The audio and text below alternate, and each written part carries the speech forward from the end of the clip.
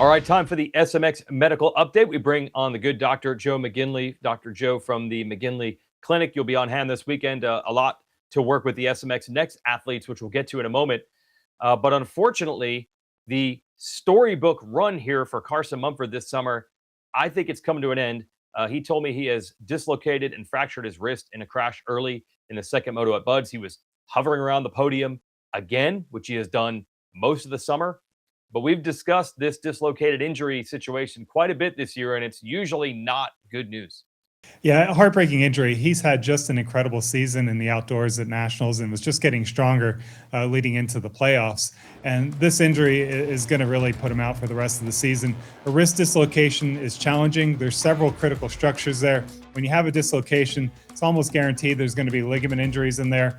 You can have fractures. There's major blood vessels. There's major nerves that can get injured. Even with surgery, it takes time for all of that to heal. And then when you have inflammation, it's a very tight space. So it's not like your shoulder or knee where there's a lot more room for inflammation to sort of accumulate.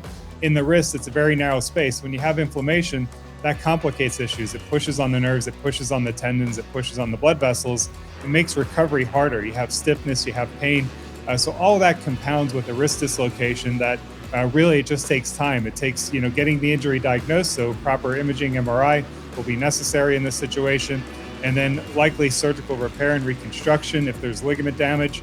And then you get into the recovery phase of letting those tissues heal, but then getting the inflammation down and getting range of motion back and dealing with scar tissue. So wrist dislocation, unfortunately, is going to take some time for that to heal. We know what question's coming next because once a racer, always a racer. What's the time frame? When could we possibly expect to see Carson Mumford back?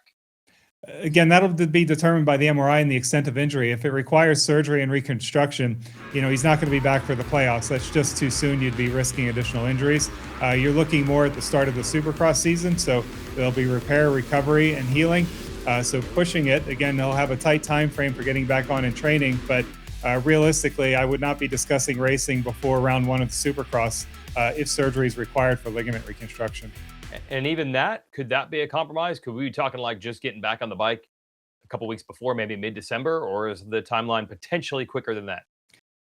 The devil's in the details on this one and what treatments are done. So, number one, diagnosing the injury and the extent of the injury, and then what the treatment plan is. If it's surgery, that's going to push that timeline out more.